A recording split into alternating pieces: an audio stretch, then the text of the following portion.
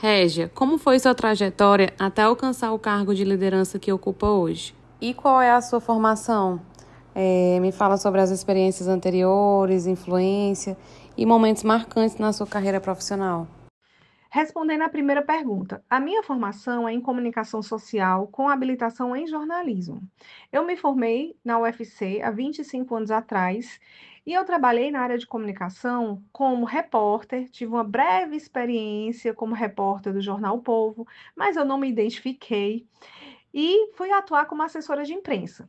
Como assessora de imprensa, eu fiquei alguns anos.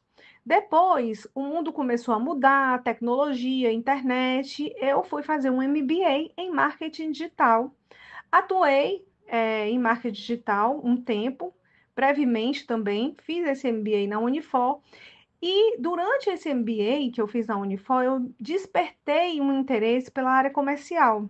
Então, eu resolvi fazer uma transição de carreira. Isso aconteceu há 8 anos atrás.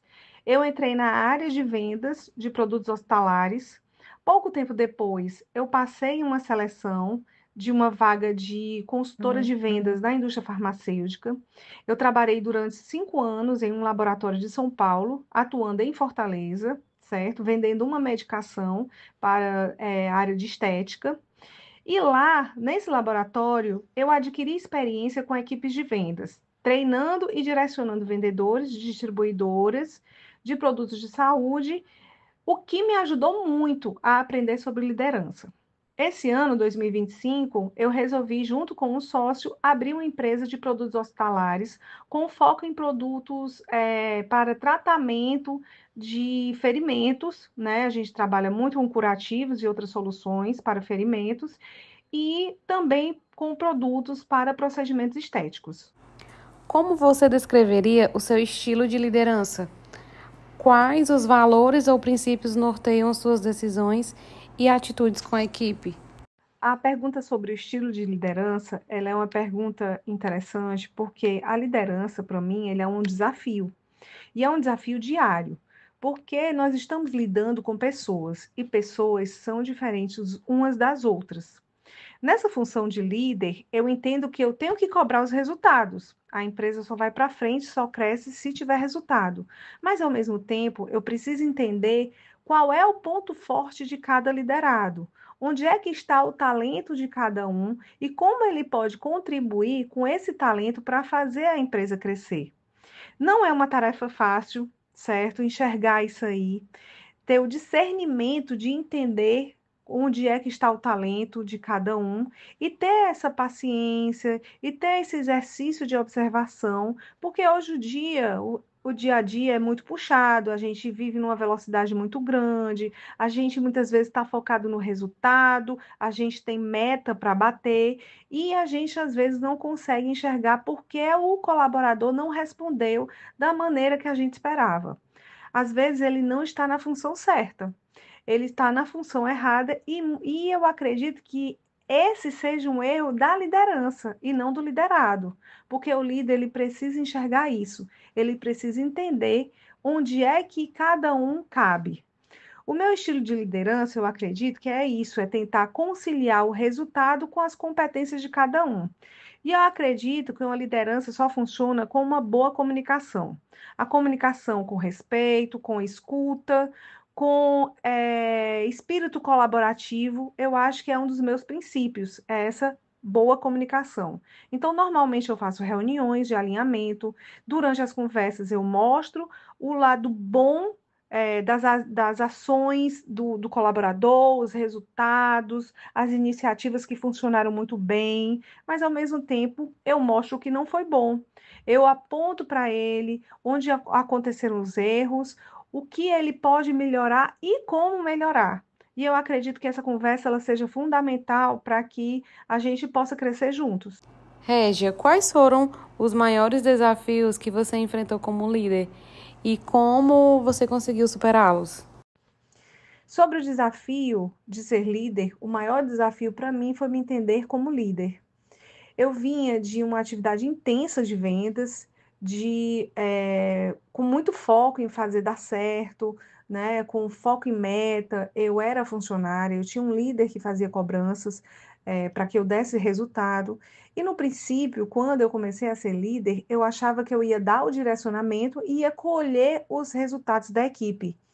Então, eu achava que eles iam trazer para mim as prospecções, as vendas, as ideias, as inovações, mas com a vivência nessa função, eu comecei a entender que eu precisava desacelerar e olhar para cada um, acompanhar a atuação de cada colaborador individualmente, explicar o que estava funcionando e o que não estava funcionando e mostrar para ele como ele deveria atuar de acordo com a cultura da nossa empresa. Eu entendi que ninguém vem pronto, né? E a gente tem essa ilusão, porque a gente faz uma seleção, a gente pega o melhor currículo, a gente faz a entrevista, a pessoa que se sai bem, às vezes a gente pega uma referência com alguém, né, que diz que é um bom funcionário, que tem boa experiência para você, e você acaba contratando por isso, mas na hora que o colaborador entra, por mais que ele tenha experiência, ele precisa que você trabalhe lado a lado com ele, porque é uma construção a dois, é uma construção minha e dele. Então, para mim, o desafio foi entender isso, desacelerar e começar a entender que a liderança precisa dessa parceria entre o funcionário e o líder. De que forma você procura manter uma boa relação e comunicação com a sua equipe?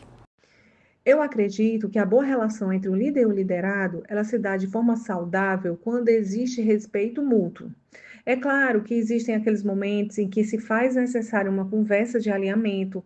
Às vezes é uma conversa em que você vai mencionar algumas falhas na execução de alguma atividade do liderado. E isso existe uma maturidade do líder em saber qual o tom que deve abordar essas questões sempre com respeito, sempre com a escuta, né, do que o colaborador vai dizer sobre o que ele não fez, por que ele não fez, tá? Então é sempre importante estar aberta a escutá-lo. E como eu mencionei em outra pergunta, eu acredito muito no poder da boa comunicação na liderança. Então, eu acho que a comunicação entre ambos é fundamental para que a liderança e o liderado possam ter um relacionamento saudável.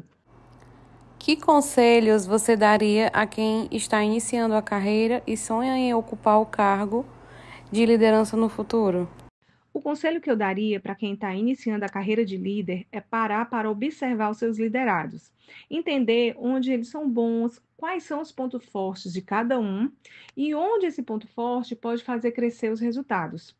As empresas exigem da gente resultado e não existe ser humano que aguente apenas cobrança, sem que ele possa ser ouvido, sem que ele possa ser respeitado, sem que ele possa sentir que está contribuindo. Eu falo isso por experiência própria, porque eu fui funcionária e tive líderes que não me ouviam, não entendiam o que eu estava falando sobre o mercado, porque eles estavam sempre centrados mais neles, né, em dar apenas o direcionamento, do que ouvir o liderado, ouvir quem estava atuando junto com o cliente, quem estava lá na ponta, né? E aí a gente acaba perdendo o estímulo, isso interfere na qualidade do trabalho que a gente entrega. Então, o liderado pode ficar um tempo na empresa, mas acaba pedindo para sair, ou ele se sente tão desestimulado ao ponto de não entregar resultado e ser demitido. Então, olhar individualmente, entender se a pessoa está mesmo na função certa, ajudar aquele seu funcionário, aquele colaborador a desenvolver as atividades dele, porque a função do líder é a construção junto com o liderado, ouvir e respeitar essa pessoa. Eu acho que isso é muito importante para uma boa liderança.